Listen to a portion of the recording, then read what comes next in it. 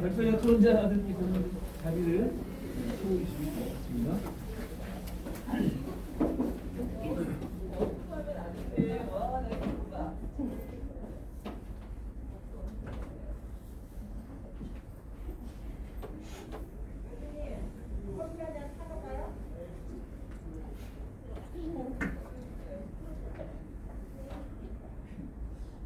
말빨이 안 먹히네.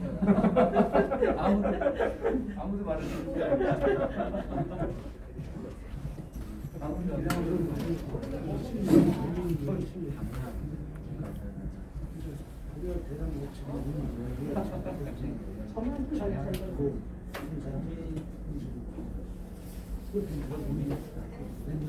어디가 다 안 계시는데 다 갇힌 거예요?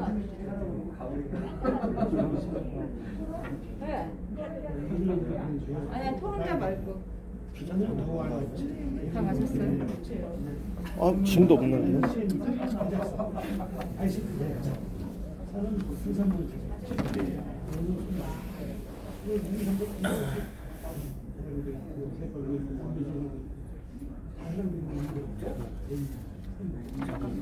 백업까지 잘 준비했어요.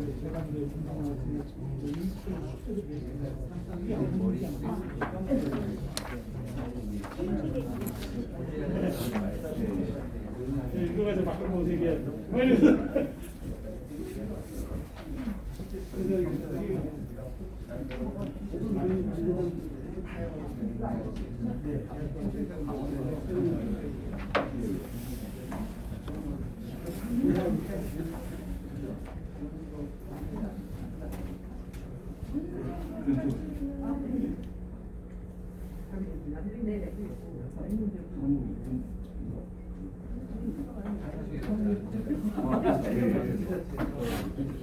이거는 지금 찍히는 거예요?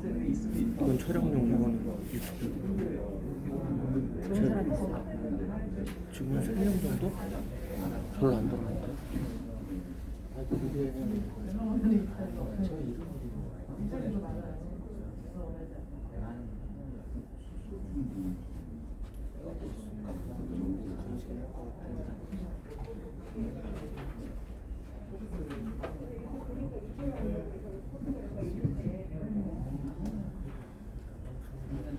네, 시간이 별로 없는 관계로 저희 토론자분들 다 들어오셨으니까 그냥 시작을 하는 걸로 하겠습니다. 네, 오늘 발표와 관련해서 토론을 시작하도록 하겠습니다. 그 토론은 한림대학교 교수님이자 최저임금위원회 위원장님이신 박준식 교수님께서 좌장을 맡아주셨습니다. 그럼 이제 그 토론을 진행해 주실 박준식 교수님께 마이크를 넘기도록 하겠습니다. 예, 여러분 반갑습니다. 방금 소개받은 한림대학의 박준식 교수입니다. 오늘 그 전반부에 한국고용정보원의 권혜자 박사님, 성균관대학교의 전용인 교수님께서 아주 소중한 이 실태조사 결과를 발표해 주신 것 같고요. 저는 개인적으로 이 이슈가 너무나 핫한 주제이고 지금 현재 우리나라에서 가장 중요한 노동 현안으로 부각되는 그런 의제라는 생각이 들어서 아주 관심 있게 또 재미있게 실태조사 결과를 갖다가 경청할 수 있었습니다. 두 분 발표와 더불어서 오늘은 이 문제와 직간접적으로 여러 가지 일들을 하고 계신 현장의 대표들께서 많이 토론자로 저희가 참여하셨습니다. 모두 6분의 토론자를 모셨는데요. 제가 이 자료집에 있는 순서대로 제가 시간 제약이 좀 있기 때문에 6분의 의견을 갖다 다 들으려면 조금 상당히 빡빡한 것 같습니다. 제한된 시간에 또 해야 되기 때문에. 그래서 토론자들께 지금 준비하신 토론문에 기초해가지고 핵심적인 내용을 중심으로 한 분당 제가 7분은 절대 넘어서 안 됩니다.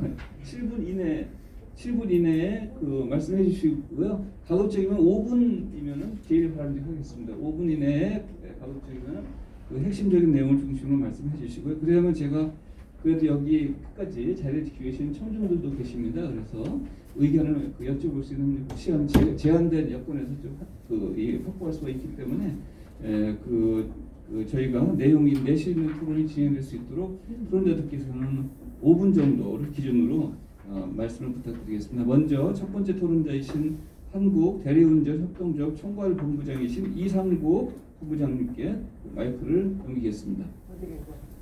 본부장님. 네. 예. 네, 스탑워치 켜고 시작하겠습니다. 자,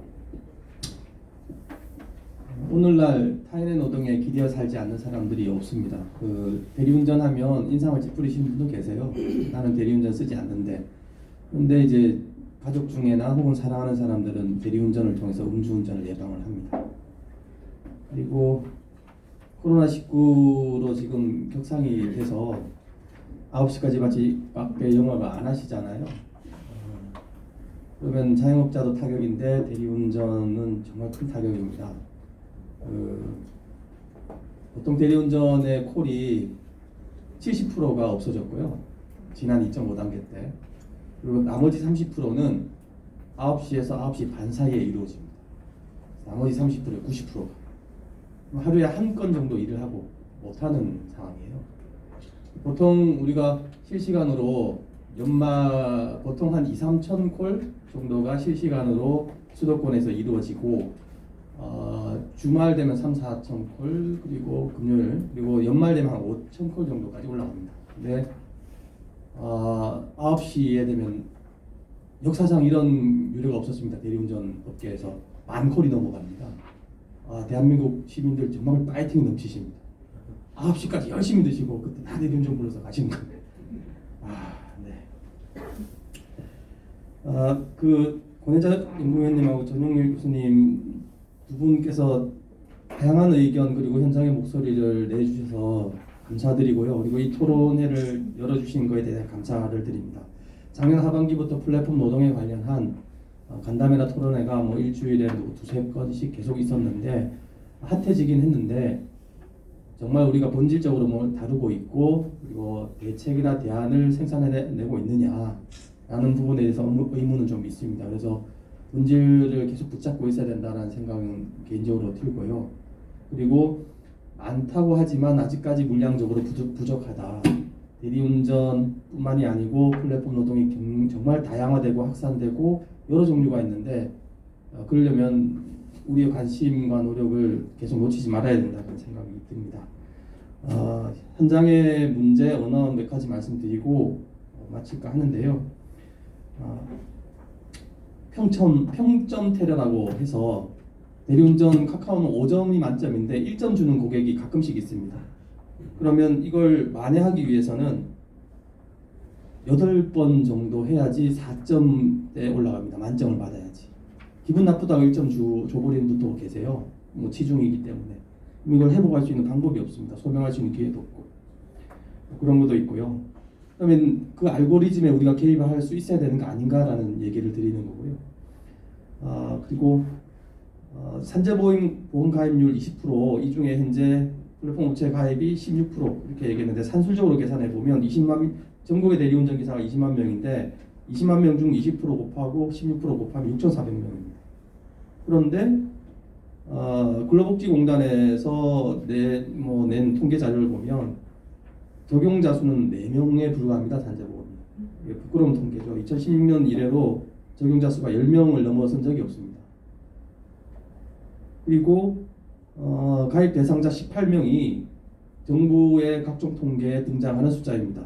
48만 명, 특구 54만 명의 대리운전 분야는 18명 들어가 있는 겁니다. 전국에 20만 명의 대리기사들이 활동하고 있는데요. 그리고 지금 전일용 교수님께서 말씀해 주셨던 대리운전 현장의 목소리가 보험의 문제가 심각하다라고 얘기를 하셨는데 이 보험의 문제가 공제와 그리고 공공 플랫폼과 노동 이력과 다 연결되는 얘기입니다. 보험이 3년에 2회 이상의 사고가 있으면 인수를 거절합니다. 거절하면 대리운전 일 자체를 할 수가 없어요. 그러면 현장에서는 어떤 일이 벌어지고 있냐 이러면 보험금이 150만 원, 120만 원, 100만 원 이렇게 3건이 있었다 그러면 100만 원을 대불 처리를 하고 사고 기록을 하나 없앱니다. 보험의 기능 자체 존재 이유 자체를 흔드는 거죠. 근데 그 보험회사가 그걸 받아줍니다. 이런 것들이 상식에 맞지 않는 일들이 벌어지고 있다. 그리고 그럼 이걸 어떻게 하느냐? 우리가 공제를 얘기할 때 보통 생활형 공제를 많이 얘기하고 있는데요. 모빌리티 관련한 분야, 저희 대리운전하고 옆에 계신 우리 박정훈 위원장님 하시는 배달 분야 등 분야는 보험이 정말 심각한데요. 보험성 기능이 들어간 공제다 이러면 그 설문조사를 만약에 했다 그러면 아마 100% 가까이 입박을 했을 겁니다. 네, 5분이 다 돼가네요. 예, 그 건강권에 관련한 노동 이력에 관련한 뭐 이런 것들 그리고 플랫폼 노동자들이 생산하고 있는 이 데이터에 대한 주권, 이 주권에 대해서도 관심을 가져야 된다라고 생각하고 노동자들의 삶과 노동을 지원하는 공공 플랫폼이 있어야 된다. 그래서 우리가 기존에 있던 공제가 아니고 디지털 공제는 어떻게 만들어질 거냐라는 구체적인 논의들이 더욱 활발하게 진행돼야 된다라는 말씀을 드리고요. 그건 노동자의 주체 형성에 반드시 필요한 과정이다. 그리고 노동자 주체 형성이 노동자들을 보호하는 방안이다. 방안 중에 핵심 중에 핵심이다라는 말씀을 드리도록 하겠습니다. 카카오가 등장해서 대리운전자의 삶이 뭐 좀 나아졌냐 이러면 나아진 게 전혀 없습니다. 좀 더 빡빡해지고 좀 더 살기 어려워졌습니다. 네, 이것만 말씀을 드릴게요. 네, 이상입니다. 예, 고맙습니다. 그럼 두 번째로 박정훈 라이더 유니언 위원장님께 토론 부탁드리겠습니다. 네, 일단 우선적으로 말씀드리고 싶은 거는 이번 토론에 관련해서 전체적인 방향에 대해서 좀 말씀드리겠습니다. 일단 플랫폼 기업에 대해서 너무 좀 나이브하게 생각하시는 거 아닌가라는 생각이 있고요. 플랫폼 기업이 이제 공식적이어서 믿을만하다 뭐 이런 기조가 있는 것 같은데 사실 지금 하고 있는 건 법에서 지키라고 하는 걸 지키는 정도입니다.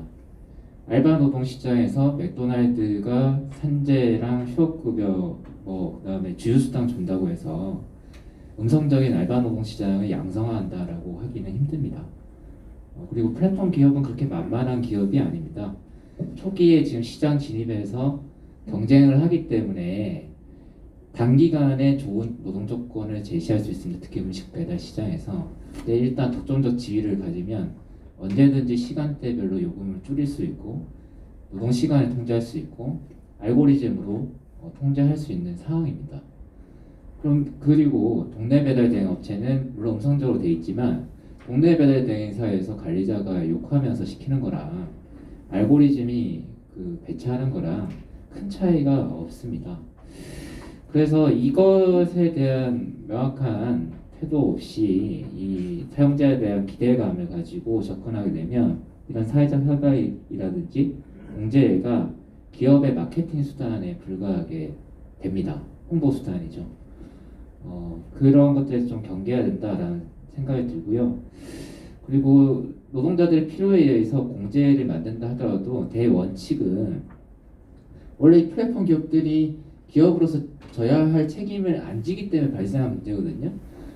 보험 같은 경우도 사실 기업이 오토바이 보험 넣고 노동자한테 제공해야 되는데 그걸 안 하고 너희 사장이니까 네가 가입해라고 해서 천정부지로 뛴 겁니다.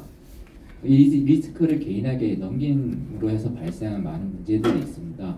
제1원칙은 사회보험으로 할 수 있는 것들에 대해서는 최대한 포괄한다.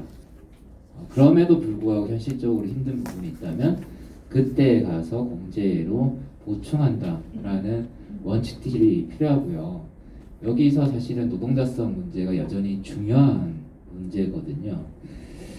이번 실태조사에서는 자신이 자영업자로 느낀다고 하는 분들이 비율이 높은데 그거는 질문을 그렇게 했기 때문에 그렇습니다. 다 자기가 자영업자로 생각하지. 근데 실제로 일을 할 때 지휘감독을 받느냐고 물어보면 최근에 비정규센터에서 실태조사한 것에 보면은 70% 이상이 앱이라든지 동네 배달 대행사로부터 지휘감독을 받는다고 대답을 했습니다. 플랫폼을 면접을 할 때 노동자들과 면담을 할 때 혹은 실태조사를 할 때 질문을 어떻게 하느냐, 프레임을 어떻게 짜느냐에 대해서 완전히 달라집니다. 그래서 저는 기업 측이 얼마든지 노동자들의 실태조사를 할 수 있거든요. 정보도 있고 설문지 돌리면 되기 때문에 여기서 발생하는 설문조사 잘 안 믿습니다. 왜냐하면 질문 자체가 프레임 짜져 있기 때문에 그렇습니다.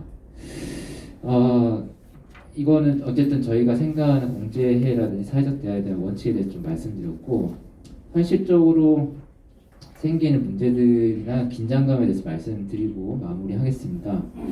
라이더 유니온도 지금 자차 수리 공제랑 소액 대출 사업들을 하고 있는 상황이고요. 이제 공제를 하다 보면은 노동조합과 공제 사이에 어떤 긴장감이 있는데, 어쨌든 노동자들은 노동조합적 성격보다는 보험으로서의 조직의 성격이 강화되기 때문에 노동조합의 기능과 보험 혹은 민원 처리로서의 조합 사이, 그 공제 조합 사이에서의 긴장감을 어떻게 해소할 것인가, 그리고 전문성과 운영 투명성을 어떻게 운영할 것인가가 저는 항상 고민입니다. 노동자들이 하면 항상 민주적이고 투명하고 정당할 것인가? 저는 노동자가 한다 해서 그게 보장된다고 생각하지 않거든요. 오히려 국가가 해야 해서 더 전문적인 성격들이 분명히 있다. 그렇다면 그 업무들을 요구하는 것이 사실 노동조합이라든지 노동자들의 제1 원칙이고 목적이어야 된다. 그런데 국가도 이걸 하기 힘들다고 하면 공제 자금을 만들어서 국가 재정과 기업 재정을 어떻게 만들어서 통제할 것인가 중심으로 이야기가 되면 좋겠다라는 말씀드리겠습니다. 이상입니다. 예, 고맙습니다. 아주 요점을 정확하게 잘 정리해서 전달하신 것 같습니다. 세 번째 토론자를 모시겠습니다. 한국가사노동자협회 최영미 대표님이십니다. 예, 반갑습니다. 그 토론문에 대해 얘기하기 전에 두 가지 말씀을 드리려고 하는데요. 하나는 플랫폼 노동이 하늘에서 뚝 떨어졌는가입니다. 제가 요즘 많은 문제의식을 느끼는데요. 과연 배달이 플랫폼 앱이 있기 전에는 없었을까요? 대리운전이 없었을까요? 가사노동이 없었을까요? 저는 실제로 새로운 직업군이 만들어진 건 크라우드웍스라든가 배민 같은 경우 커넥터라든가 뭐 이런 정도 부분이라고 생각이 들어서 우리가 플랫폼 노동이라고 할 때에는 플랫폼을 도구로서 그걸 그 과정으로 해서 일거리나 일자리를 얻는 것이다 라는 관점을 좀 명확히 가질 필요가 있다. 그래서 외국 같은 경우 이게 종사상의 지인전 아니라고 보거든요. 뭐냐면 외국 같은 경우 독립계약자, 독립자영자 뭐 이제 이런 식으로 해서 프리랜서나 여러 가지를 규율하고 있습니다. 플랫폼 노동자는 노동의 경로라든가 여러 가지의 특징을 갖다 보여주는 것이 아닌가라고 생각을 하는데요. 제가 이 말씀을 드리는 이유는 이번에 발의된 고용보험법 개정안에도 노무 제공자를 포함시키기로 하고, 근데 거기에 대한 노무 제공의 입증은 플랫폼 사업자한테만 맡겼어요. 그렇다면 지금 시골에 가면은 아직도 콜 전화로 대리 부르는 분들 있고요. 전화로 배달하는 경우가 많습니다. 그 가사노동 같은 경우는 수도권은 사실 70% 이상의 앱을 많이 쓰지만은 지방 가면 아직 없어요. 그렇다면 똑같은 노동자를 우리 스스로가 분할시키고 있는 게 아닌가라고 저는 좀 얘기를 하고 싶고요. 두 번째 질문은 그렇다면 예전부터 있었던 직업들이 플랫폼이라는 도구가 개입됨으로써 노동자들의 처우를 더 열악하게 만들었는가에 대한 얘기를 우리는 비교해야 된다고 생각을 합니다. 저는 여기에서 더욱 열악하게 만든 것이 더 크다. 장점도 물론 있지만 그런 말씀만 드리고 싶고요. 이제 이러한 것 때문에 저는 이번 조사에서도 특히 가사돌봄 서비스에서 연구자들이 조금 이제 어려움을 느끼는 게 많지 않았을까. 왜냐하면 한 노동자가 앱도 쓰지만은 오프라인도 하거든요. 다양하게 하고 있고 지역마다 소속된 업체마다 다르거든요. 그래서 저는 이제 그 다음 들어가면은 조사에서 가사 서비스, 돌봄 서비스의 구분이라든가 데이터가 좀 정제될 필요가 있다. 이거는 조금 일반화되지 못한 것 같다는 생각이 들고요. 같은 돌봄이라고 해도 가사 쪽은 수도권은 한 50에서 70%, 지방은 직거래 플랫폼 한 20% 정도가 앱을 쓰고 있는데 돌봄은 요양 같은 경우는 거의 앱을 안 써요. 왜냐하면 사회보험 제도이고 이미 그거는 앱을 쓸 필요가 없는 구조거든요. 그래서 그런 것들이 좀 명확해져야 된다고 생각을 합니다. 그리고 저는 이번 연구를 보면서 특히 이제 확인을 하게 된 게 업종별로 접근을 이제는 구체화해야 될 때이다. 이제 더 이상 일반적인 플랫폼 노동이다 어쩌다 하지 말고 업종별로 아까처럼 배달, 그 대리, 가사, 또 프리랜서, 문화예술 프리랜서, 택배캡 이제 업종별로 다른 조건들을 보면서 얘기를 해야지만 정책들이 나올 것이다 라고 이제 생각이 들고요. 저는 향후에 그 검토할 사항으로는 그 핵심은 뭐냐면 이러한 어려움을 당하고 있는 사람들이 자기 힘을 갖고 좀 조직화하는 게 되게 중요하다고 생각을 해요. 그럴 때 여기 안에서도 내용이 나왔는데 전 조직화의 세 가지 방안으로서 하나는 노동조합, 또 하나는 협동조합, 또 하나는 공제회를 동시에 검토해야 된다라고 말씀을 드리고 특히 이게 한국노총이 공동 주최를 하고 계시니까요. 두 가지 말씀만 드리겠습니다. 하나는 저희 이제 지역 지구에서 요양보호사, 간병사를 조직하고 있는 노조가 있습니다. 저희 지구들은 노동조 협동조합입니다. 그래서 노조가 필요하다는 걸 생각을 하면서 중앙에서 연락이 왔을 때 연맹에서 적극적으로 조합원들을 갖다 교육을 시키고 야 노조를 가자 라고 해서 조합원들은 협동조합 조합원으로서의 멤버십과 노조 조합원으로 멤버십을 갖고 있습니다. 그리고 거기에서 노조는 보호자 없는 병원이라든가 간병 요양제도 제도 개선 싸움을 하고 있고 그 협동조합은 일자리 우리끼리만 일자리와 일자리 알선 이 기능을 하고 있고요. 또 우리끼리 주민금고를 만들어서 공제에 운영하고 있는 거예요. 소액 대출을 하려고. 그래서 저는 아무튼 조직화 방안의 세 가지를 갖다가 지금에는 적극적으로 검토해야 될 시기가 됐다. 예, 이상으로 토론을 마치겠습니다. 감사합니다. 예, 그 노동자들의 그 대응 방안에 대해서 아주 조목조목 구체적이고 또 실제적인 그 제안들을 갖다가 내실 해주시는 것 같습니다. 네 번째 토론자를 모시겠습니다. D&H 로직스 대표이신 오준석 대표님이십니다. 안녕하세요. 저는 택배 대리점을 운영하고 있는 오준석입니다. 아까 문성현 위원장님이 실제할 때 사용자도 한 명 있다는 말은 아마 저를 두고 하신 게 아닌가 싶은 생각이 듭니다. 저는 그 택배 많이 아시는 것 같아서 택배 산업이 구조적으로 어려울 수밖에 없는 것이 무슨 문제인가, 그리고 그 어려움 속에서 택배일하고 있는 노동자만 제반 종사자들이 겪는 사회적 냉대가 무엇인가, 이것을 어떻게 극복해야 할까에 대해서 간단히 설명드리겠습니다. 왼쪽에 그래프를 보시면은 택배 산업은 이제 소비자가 물건을 보내는 거를 이제 결국 다른 소비자한테 갖다 주는 건데요. 화살표 방향으로 물건이 돌아가는 걸 볼 수 있듯이 대부분의 구성직들이 특수고용직이라든가 가맹점 사업자, 그다음 운송, 화물, 개인 차주, 그다음에 비정규직 및 일용직, 분류노동자, 그다음에 다시 자영업자, 이런 것들이 계속 반복되는 구조입니다. 아래 도표에서 보시듯이 소수의 정규직 택배사 본사, 뭐 대한통이라든가 이런 분들이 물건을 손으로 나르는 대리점과 위탁 계약을 하고, 이건 가맹점 자영업자인데 저 같은 사람, 이 사람들은 다시 그 밑에 특수고용직이나 일부 이제 비정규직을 이제 또다시 위탁 계약을 하는 구조.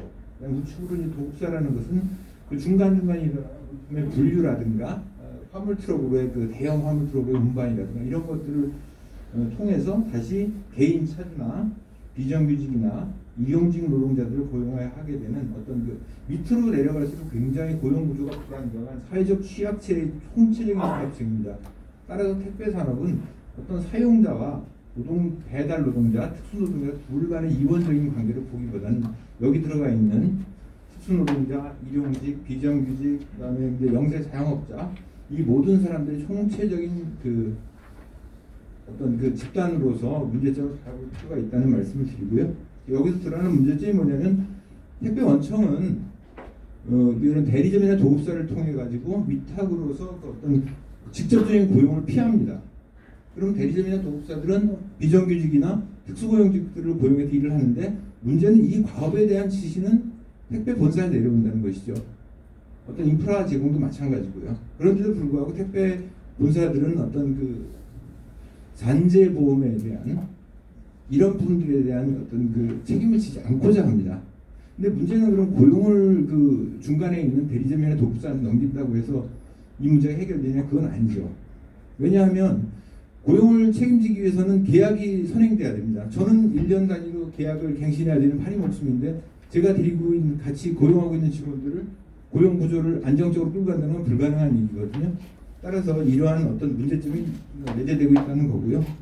이 구조가 왜 됐느냐 생각해 보면은 한 2010년까지 택배사는 크게 한진, 대한통운, 그 당시에 현대 이러한 회사들이 이제 그 앞서고 그다음에 이제 로젠이라든가 CJGLS라든가 군소 택배사들이 뒤쫓으면서 이제 경쟁을 하던 구조였는데 그것이 2013년 CJGLS와 대한통운이 합병하면서 거대 지금 사실상 점유율이 50%가 넘는 거대 기업이 생겼습니다.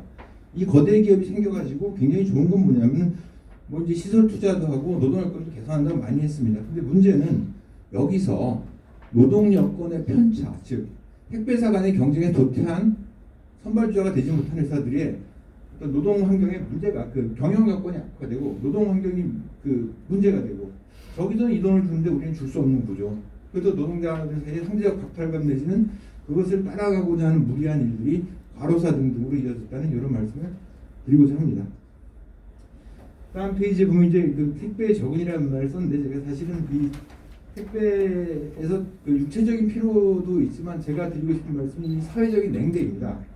얼마 전에 이제 지방에 어느 17층 아파트에서 택배 사원이 승강기를 좀 오래 붙잡고 있었다는 이유로 너희는 돈도 안 내는데 왜 그걸 쓰느냐, 쓰지 마라, 걸어서 해라. 그러니까 이 택배 사원은 경비실에 맡기고 난 못 갖다 주겠다, 이런 일이 발생했습니다.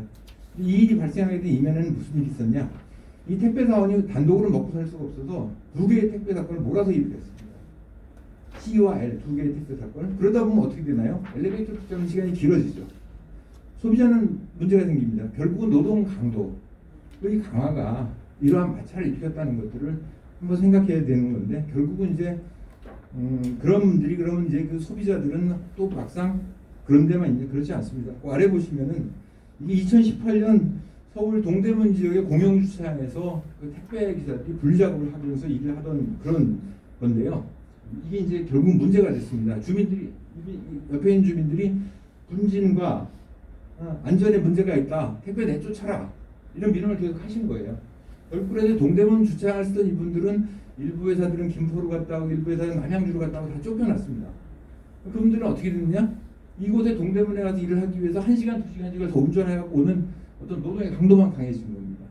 제가 이런 말씀을 드리는 것은 지자체에서 택배에 대해서 그냥 단순하게 어떤 그 뭐라 그래야 되나 추상적인 시각으로 바라볼 게 아니라 이런 구체적인 것들로 어떤 제도적인 지원을 해줄 수 있는가, 즉 이러한 어떤 개인적인 그 소비자들의 개인적인 능력의 사회적 냉대를 어떻게 극복할 것인가에 대해서 한번 좀 생각해달라는 말씀을 드리고 싶었습니다. 그래서 이런 어떤 그 택배는 총체적인 어떤 그 노동시장의 모든 모습을 담고 있습니다.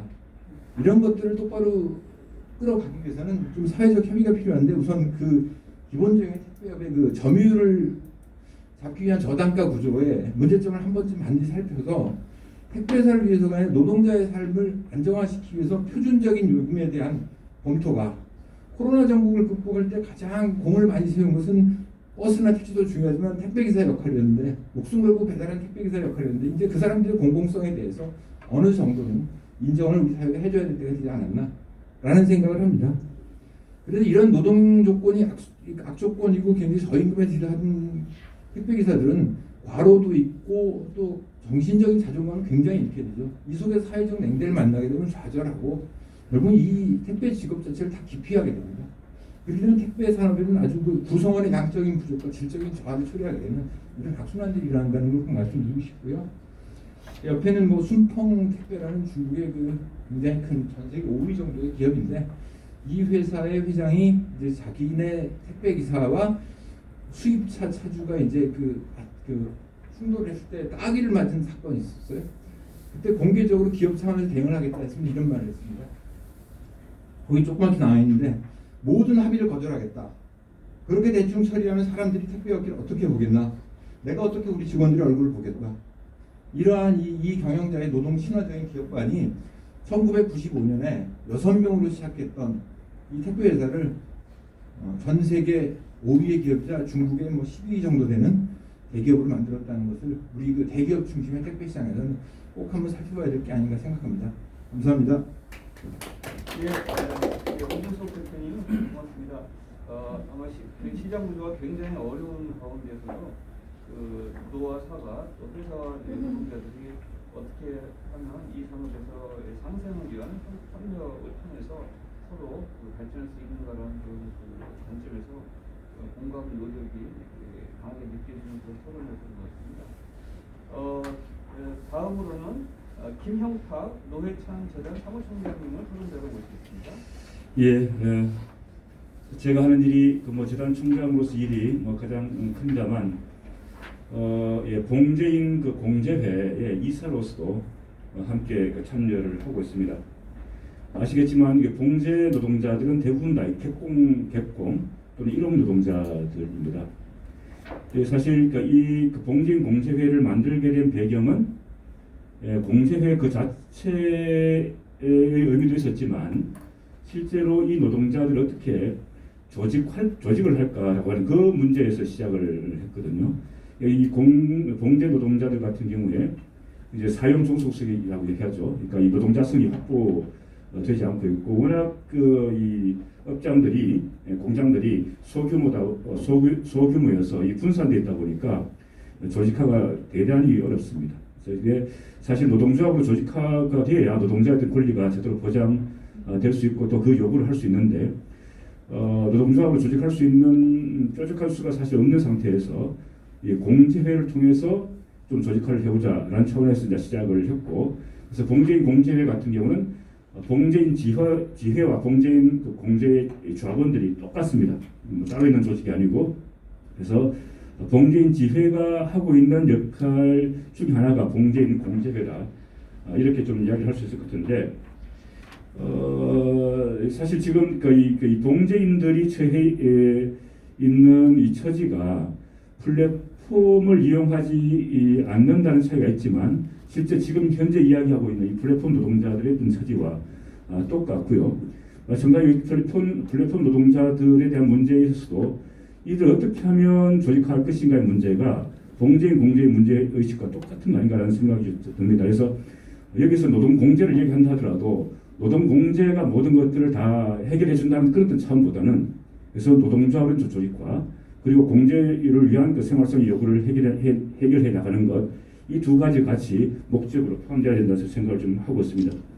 보니까 설문조사를 보니까 이해를 대변할 수 있는 단체가 없는 상태에서도 단체 가입 의향이 상당히 높은 걸로 나타났는데요. 보니까 미가입자의 노동조합 가입 의향이 32.5%로 나왔는데, 한국노동연구에서 매년 나오는 노동편을 보면 그 비조합원의 조합 가입 의향이 한 20% 초반에서 중반 정도이거든요.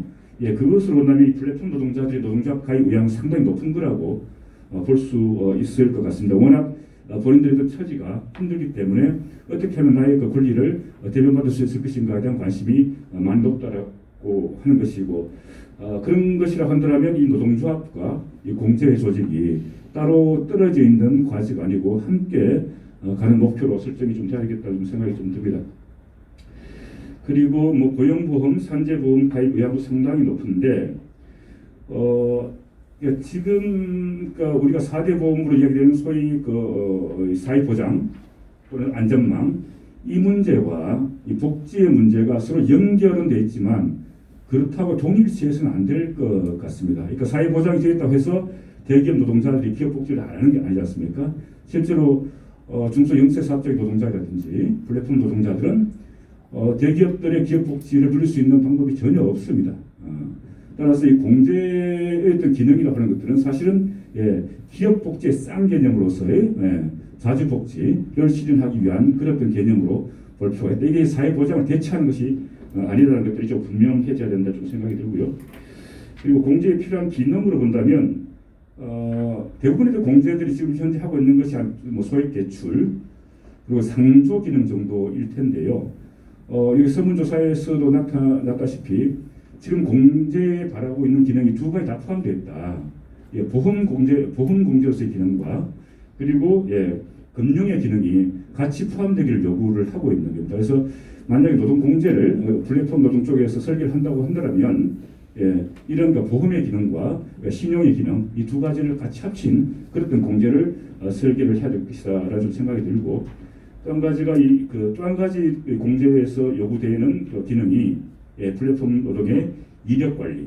이력 관리가 안 돼서 대단히 어려움들을 많이 겪고 있지 않습니까? 금융기관 이용할 때도 불편하고 이런 재난 시기에 여러 가지 어떤 구체적 조치가 있었지만 이력이 관리가 안 되기 때문에 다 배제되어 버리는 상태가 있는데 이런 사회적 배제를 극복하기 위해서라도 노동 이력 관리를 해야 되는데 노동공제가 그 이력 관리를 할 수 있는 단 한 가지 방법이라고 할 수 없겠지만 상당히 유효한 수단으로 우리가 활용할 수 있을 것 같습니다. 지금 한 가지 좀 말씀 좀 드리면 소개 말씀 좀 드리면 지금 이 당사자 그 노동공제를 좀 더 체계적이고 원활하기 위한 사단법인 그 풀빵이라고 하는 노동공제연합을 추진하는 과정에 있습니다. 지금 다음 주 월요일 날 사단법인 풀빵을 출범시키기 위한 그 발긴 총회를 하게 되는데 여기는 이 당사자 조직 그리고 또 지원 조직이 같이 힘을 합쳐서 그 시도를 하게 됩니다.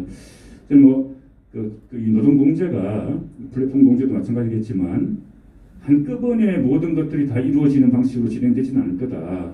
여러 가지 어떤 편차들이 있을 텐데 그 편차들 속에서도 전체 흐름들을 같이 할 수 있게끔 만드는 노력들이 좀 필요하다는 좀 생각이 들고 이렇게 개별적으로 이루어지고 있는 시도들을 묶어 나가는 이 노력들에도 많은 좀 관심을 기울여야 하지 않겠는가라는 생각을 해봅니다.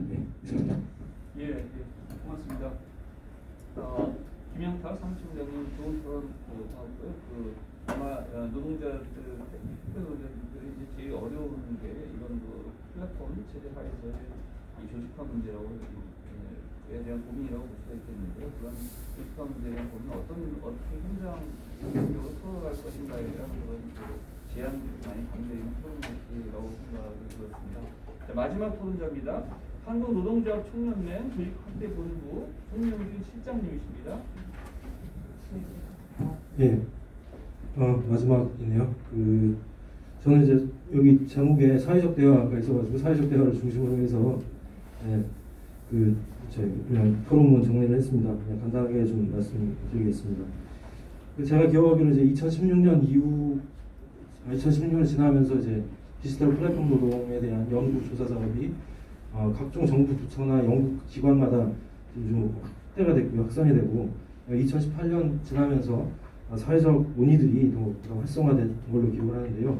여기서 적어드렸습니다만 이제 경사노위 또는 일자리위원회, 4차 산업혁명위원회 그리고 최근에는 노사 당사자 간의 어떤 직접적인 대화의 장으로서의 사회적 대화 포럼에서 를 비롯한 여러 이제 사회적 논의가 진행됐던 것 같습니다. 69페이지부터 그냥 간단하게 말씀드리겠습니다. 이것들에 대해서 그러니까 이러한 사회적 대화가 곳곳에서 이루어지면서 적어도 플랫폼 노동자의 보호 필요성에 대한 공감대, 특히 산재보험이나 고용보험이 적용 확대가 되어야 된다라고 하는 것에 대한 좀 당위성 이것들이 좀 확인되지 않았나 싶고요.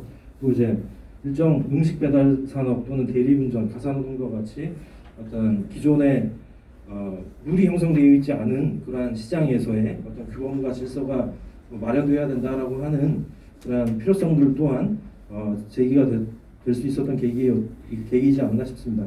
그런데 70페이지 보시면 그동안에 여기저기서 논의가 되면서 이게 과연 좀 바람직한 거였냐라고 보면 오히려 좀 사회적 합의의 어떤 중량감을 떨어뜨리거나 책임 있는 이행 점검 체계를 갖추는 데 있어서 좀 부족한 점들을 아예 좀 가지고 있지 않았나라는 생각되고요.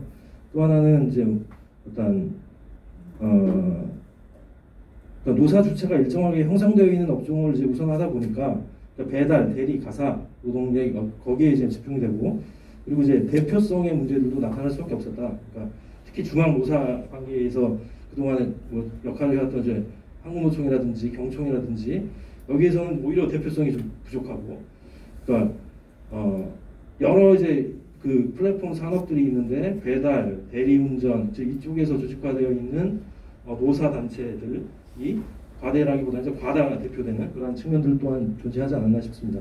그리고 플랫폼 노동을 사용하는 이를테면 자영업자라든지 아니면 소비자라든지 여기도 마찬가지로 사용자로서의 의무와 책임이 분명히 존재하고 그것들이 사회적 대화의 과정 속에서 일정 정도 논의가 될 필요가 있었는데 이게 좀 참여가 부족했고 중간 관리 업체라든지 아니면 기존의 주요 행위자, 그러니까 예를 들어서 뭐 로지라거나 인성 데이터나 이런 프로그램사 이런 데에서도 참여가 부족한 점들이 전반적인 사회적 논의의 좀 균형성을 갖추는 데 있어서 좀 한계를 가지게 한 측면이지 않았나 싶습니다. 그리고 또 하나 강조하고 싶은 거는 이게 정부위원회 논의에서 플랫폼 노동자를 보호해야 된다라고 하는 그 이면에서 들여다보면 플랫폼 산업 자체를 활성화해야 된다. 이건 당연한 길이고 이렇게 가야 되기 위해서 그러면 필요한 조치가 뭐냐? 그럼 일정한 노동자를 보호해야 되는 하여튼 그런 어떤 논리 구조 속에서 디지털 플랫폼 경제의 활성화가 오히려 전제가 되어 있는 게 아닌가 싶은데 그러다 보니까 이전 기존 플랫폼 그 사업주들, 그 플랫폼 기업들이 기존 법제도의 사각지대를 좀 활용해서 규제를 좀 피하는 그러한 부분들에 대한 이를 통해서 이제 불공정 경쟁이 이루어지는 문제에 대해서 그 어떤 사회적인 어떤 뭐 여기에 대한 제어라든지 규제라든지 이것들 마련하는 것들이 많이 부족했다라고 보여지고 플랫폼 노동자의 노동권을 어떻게 보장할 것이냐 그리고 이제 노동자의 지위 그러니까 이 어떤 를 어떻게 이제 분류할 것이냐 이런 부분들에 대한 논의들도 좀 미비했다라고 좀 보여지고요. 그리고 노사 당사자 간의 자율적 대화는 긍정적이고 이제 뭐 있긴 하지만 이를테면 이제 합의 주체의 범위를 넘어서서 관련 산업 전반의 규제 체계라든지 아니면 플랫폼 노동자 일반에 대한 노동권 보장 수준의 논의에서 하나의 선례로 작용할 수 있다는 점. 그리고 이제 지난 이제 배달 산업과 같은 경우에는 이제 주체가 그러니까 이미 좀 형성돼 있고 올바른 방향으로 갔습니다만 이후에 다른 그러니까 조직화되어 있지 않거나 좀 이제 그런 이제 초동 주체가 되게 미약하게 형성되어 있는 그런 분야에서 노사 간의 어떤 자율적인 합의로만 이렇게 뭔가 이제 만들어지고 하는 경우에는 조금 더 좀 부작용들이 발생할 수도 있지 않겠나라고 하는 점에서 이제 공식적인 사회적 대화가 병행될 필요가 있겠다라고 좀 생각합니다. 이제 과제에 대해서 일단 사회적 논의 구조를 재정비를 할 필요가 있겠다. 그래서 지금 다양한 논의체들이 중식적 구조에서 이루어지는 게 어떻게 보면 현실적으로 그렇게 될 수밖에 없지만 이를테면 그러한 전반적인 논의들을 총괄적으로 점검하고 관리할 수 있는 어떤 구조들을 마련할 필요가 있겠다. 그래서 좀 경사노위에 이번에 새롭게 설치되는 플랫폼 산업위원회가 좀 거기서 위상이나 역할들을 조금 더 제고되어져야 되지 않나라고 좀 생각되고요. 그리고 플랫폼 노동자의 보호 방안으로 지금 산재보험, 고용보험 관련된 제도 개선에 대한 논의가 한 지난 1, 2년 동안 계속해서 됐는데 사실 지금 제도 개선이 제대로 진행되고 있지 않습니다. 지금 이제 이번 국회에서도 전속성 요건 이걸 폐지시켜야 된다고 하는 것들에 대해서 그동안 사회적 대화의 논의를 통해서 이거 다 확인됐음에도 불구하고 진행이 안 되고 있는데 이 부분에서 정부가 조금 더 이런 소극적 태도에서 벗어나서 좀 근본적인 제약 요건을 제고하기 위해서 역할을 해야 된다라고 하는 생각이 들고요. 그다음에 노동자 분류 기준을 좀 재정비하는 이러한 노력들 그리고 이제 플랫폼 노동자의 권리 보장 문제를 그러니까 어떻게 가져갈 것인가에 대한 이러한 문제들이 이제 본격적으로 사회적인 논의 대화가 이루어질 필요가 있겠다라고 생각됩니다. 그리고 이제 이러한 사회적 대화는 보다 좀 다양한 영역으로 좀 확장이 되어야 되는데 이를 위해서는 지금 자생적인 조직화가 좀 어렵다라고 하는 그런 좀 한계가 있기 때문에 사회적으로 이러한 조직화, 그러니까 이해 대변 역량을 갖출 수 있도록 지원하는 그런 것들이 필요하겠다. 저는 이제 경기도에서 취약노동자 지원 사업을 올해 진행이 좀 했는데 이와 같은 부분들을 좀 전국적으로 좀 확산시키는 것들이 좀 필요하지 않나 싶습니다. 그리고 플랫폼 노동 공제회에 대해서도 저는 이제 이게 플랫폼 노동자들의 사회적 보호를 위해서 기업과 국가의 책임 그리고 공공 영역에서의 역할을 강화하는 것이 기본적인 원칙이다. 다만 이제 플랫폼 노동 공제회가 사회적 보호의 보완 장치 또는 당사자들의 이해 대변 역량이나 교섭력 형성을 위한 좀 거점으로서 역할을 할 수 있겠다. 그리고 이러한 것들이 지금 이제 이미 지금 이제 각 당사자 조직들에서 뭐 이렇게 추진이 되고 시도들이 만들어지고 있는데 이러한 논의들을 좀 하나로 좀 이제 쭉 모아가면서 좀 큰 틀로 좀 묶을 수 있는 그러한 노력들이 좀 필요하지 않나 싶습니다. 감사합니다. 예, 오늘 토론회에서 인사말 하시면서 문성현 경선위원장님께서 그 경산을 위해서 본격적으로 공식적으로 플랫폼 산업위원회를 발족하게 라는 의지를 표명하셨고요. 아마 그런 그 위원회가 발족이 되면은 지금 이제 토론하시고 또 저기에서 여러 가지 그 문제들이 종합적으로 다루어지는 아주 그 좋은 어떤 이 사회적 어떤 그 교섭의 장에 마련될 수 있을 것이라고 생각이 들고요. 그런 의미에서 이제 손명진 한국노총 실장님께서 거기서 다루어질 혁신적인 의제나 문제의식을 일목요연하게 종합적으로 얘기해 주신 것 같습니다. 저희가 저희한테 주어진 시간이 4시 30분까지인데 제가 최선을 다해서 하여튼 시간을 지키기 노력합니다만은 그래도 우리 프로에서 끝까지 자리를 지키고 계시는 선생님들 중에서 혹시 한 분이라도 뭐 질문이 있다거나 그러면은 제가 시간 드려야 될 것 같습니다. 그래서 질문 있으시면 자 본인 말씀해 주시면 그냥 쌩을 할까요? 예 말씀하시죠. 안 들릴 것 같아요. 간단하게 네. 의견을 주시면 되겠습니다. 네, 반갑습니다. 장시간 고생하셨습니다. 저는 문화예술 쪽에서 일하고 있는 보조출연자 노동자 위원장을 맡고 있습니다. 저는 71년도부터 현장에서 지금까지 해가지고 그런 시간이 한 50년이 되지 않았나라고 생각합니다. 그래서 아까 우리 문성현 위원장님께서 잠시 말씀을 하실 때 제가 느낀 게 뭐냐면 지금 50년 전에서는 그때는 진짜 공돌이 공순이만이 그 노동조합을 만드는 줄 알았어요. 근데 세월이 바뀌면서 조금 달라진 게 있다면 이제 하이칼라들이 노동조합을 만들고 이렇게 토론회를 하면서 이제 조금 관심 많은 분들이 이렇게 하고 있기 때문에 그거 하나 변화된 것 같고요. 지금 항만 노조가 공급 사업 허가를 하고 있고 저희 보조출연자 노동조합이 4년 전에 근로자 공급 허가를 받았습니다. 그럼에도 불구하고 이런 것들이 잘 지켜지지 않는 것들이 많이 아쉽고요. 또 지금 보면은 우리가 50년 전에 전태일 여사님께서 산하하실 때 근로기준법을 지켜라 그 책을 끌어안고 산하를 하셨습니다.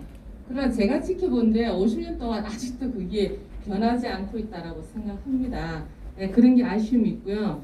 그래서 공무원들이 아마 자기 위치에서 제대로 일을 한다면 우리가 투쟁하지 않고도 많은 것들이 개선되지 않을까라고 생각하고요. 만들어난 법이나 또 주무부처에서 만들어난 매뉴얼이라도 잘 지켜주시면 우리 보조출연자 같은 경우 12만 명이 이렇게 애타게 이런 토론회나 발로 뛰지 않아도 되지 않을까라는 그런 아쉬움을 갖고 있습니다. 그리고 아까 우리 김현중 위원장님도 말씀하시기를 플랫폼 노동자들 지금 이제 시작인데 몇 명의 또 우리 노동자가 희생이 돼야 이 문제가 해결될지 저는 참 답답합니다. 왜? 현장을 50년 길을 쭉 걸어왔기 때문에 공무원들이 제 역할을 다 못하기 때문에 대한민국이 이렇게 힘들게 가지 않나라고 생각하고요. 이런 문제들을 까도 양파처럼 매일 똑같은 그 현상이에요. 다람쥐 쳇바퀴 도는 것이고 그래서 오늘 이 자리에 오신 분들만 해도 참 그런 관심 많고 앞으로 조금은 개선해 줄 수 있는 그런 귀한 자리지 않나 싶습니다. 각자의 그 내란 문제들을 좀 잘 좀 고민하셔서 우리가 눈물 흘리지 않게 눈물을 닦아줄 것이 아니라 이제 그 눈물을 흘리지 않게 이렇게 좀 해주시면 그런 바람입니다. 아무튼 뭐 하고 싶은 얘기 많지만 시간을 제한하니까 여기까지 말씀드리고 또 얼굴 하나하나 익혀가면서 또 다른 이런 우리 문제점을 다룰 수 있는 기간이 있다면 언제든 참여해서 꼭 이렇게 저희 문제도 전하면서 네. 이상입니다. 네. 위원장님 좋은 말씀 감사합니다. 제가 사회자한테 주어진 마무리 시간이 10분으로 할당돼 있었는데요. 위원장님께서 마무리 발언을 다 하신 것 같아요. 그래서 제가 거기에 추가적으로 덧붙일 거는 별로 없는 것 같습니다. 근데 오늘 하여튼 저희가 플랫폼 노동자, 노동권익과 사회적 대화를 위한 그 토론회를 도심권 서울특별시 노동자 종합지원센터가 주최하고 경제대 노동위원회가 그다음에 한국노총이 후원을 하는 자리를 갖다가 마련했습니다. 아주 굉장히 좀 짧은 시간이었지만 굉장히 의미 있고 또 토론 내용이 굉장히 임팩트가 있는 그런 그 말씀들이 굉장히 많이 나왔던 것 같습니다. 제가 시간이 있었으면 또 발표자들 좀 추가적인 뭐 의견 교환도 시도해 보려고 했습니다만 여러 가지 사정상 지금 코로나 상황이 만만치가 않고 있어서 너무 오랫동안 2시간 이상 밀폐된 장소에서 있는 건 좀 상당히 리스크가 또 위험 부담이 있어서 제가 양해를 구하고 좀 아쉽지만 오늘 이 정도로 마무리하려고 하고요. 마무리 표의 발언은 우리 정숙희 저기 센터장님한테 간단하게 요청하겠습니다.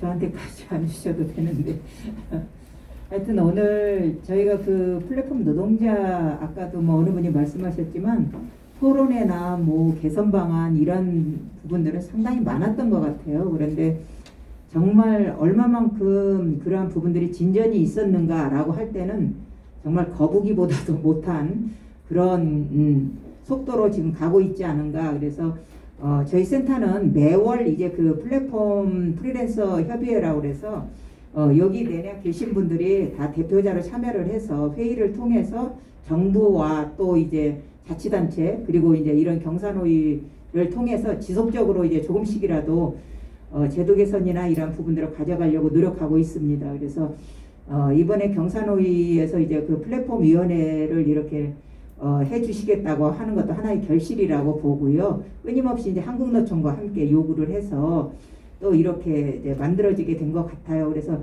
이러한 기구가 결코 그냥 우리가 여기 와서 쓸데없는 말만 하는 게 아니라 정말 작은 거 하나라도 거기에서 이루어져서 오늘 이 플랫폼이라든지 또는 우리가 그 매달 해왔던 그런 회의의 결실이 실질적으로 성과로 나타날 수 있도록 그러한 모습을 보이도록 저희 도심권센터에서도 열심히 지원할 겁니다. 그래서 여기 오신 모든 분들도 관심과 또 격려 그리고 함께 참여를 해 주시면 더욱 힘이 되고 또 이제 우리가 변화는 곧 변화를 일으킨다고 해요. 그래서 변화시키지 않을 수 없는 그러한 사회가 될 거라고 믿습니다. 그래서 오늘 이렇게 장시간 동안 함께 해주신 것을 굉장히 감사하게 생각하고 앞으로도 열심히 좀 협력 좀 잘 해주시고 같이 관심 가지시면 감사하겠습니다. 감사합니다.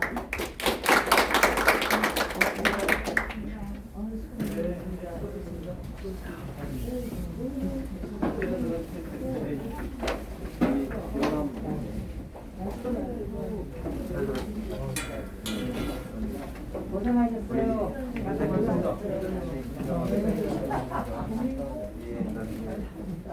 교수님 감사합니다. 내가 여기 5시에 여기 앉아가지고 너무 감사합니다.